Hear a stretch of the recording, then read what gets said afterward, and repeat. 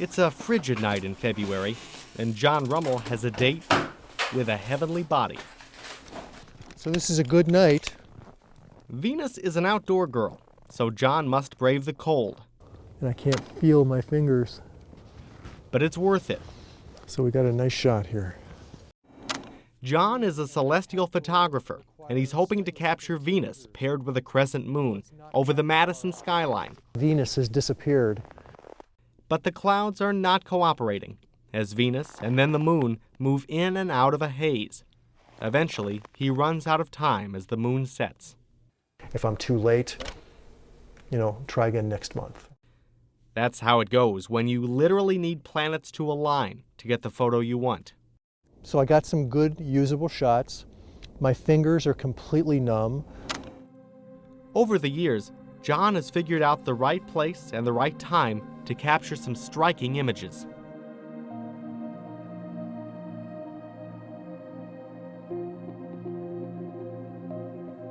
John says his love of astronomy came first. I was that 10-year-old kid with a telescope that my parents got me for Christmas at Sears, sitting out in front of my house, looking at the moons of Jupiter, or looking at the moon, or looking at Saturn.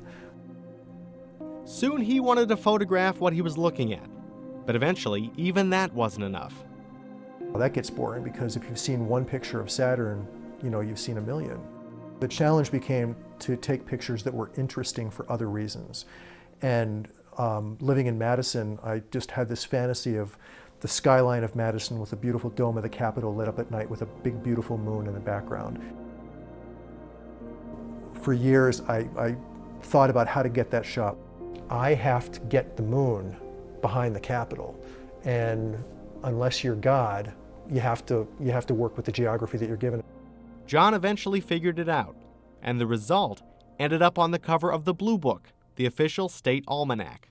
You could Photoshop that easily, and I always pride myself on wanting to get the real thing and thus doing the homework you need to put yourself in the exact geometric position where you need to have the moon set in the right location.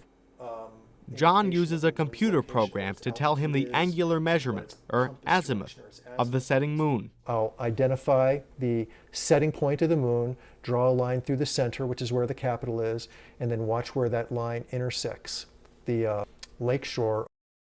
If I wanted to get the crescent moon bisecting the Capitol as it sets, this line gives me less than 50 feet of wiggle room. For one lunar eclipse, John had to ask a stranger in Monona for access to her yard. I showed her some of my photography. I said, I have an opportunity to take a great picture, but I have to be in your backyard next Saturday morning at sunrise. John also takes his gear on the road. These photos are from the Apostle Islands in Lake Superior. We take these pictures of the Milky Way over these beautiful historic lighthouses. Most of John's favorite shots take place at night, but sometimes the sun draws him out, like this partial eclipse. So these are homemade solar filters.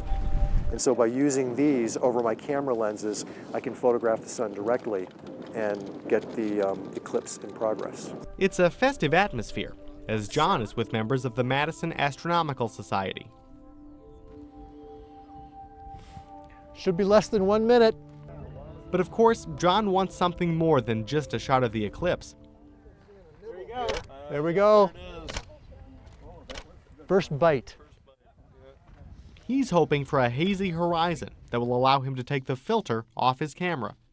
Tonight that big orange ball will have a big old bite taken out of it by the moon.